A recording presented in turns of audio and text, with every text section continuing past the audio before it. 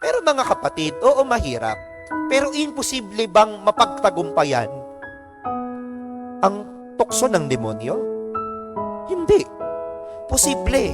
Bagamat mahirap, posibleng mapagtagumpayan ang tukso ng demonyo.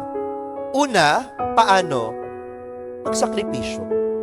Ang panahon ng Kwaresma ay paalala sa atin na dapat tayong magsakripisyo. Na wag mo lang isipin yung sarili mo. Na magsakripisyo ka para sa iba. Oo, hindi madali. Oo, mahirap. Oo, masasaktan ka.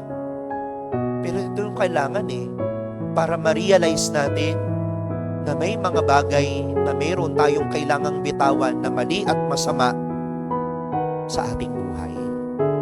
Halimbawa, kahit ako bilang pare, ang daming tukso sa akin ng demonyo kasi ako na nga yung nagtutuwid sa inyo at nagtatama The more, kung kayo tinutukso, the more kami na mga pare, na naglalapit sa inyo sa Diyos. Mas matindi yung tukso sa amin.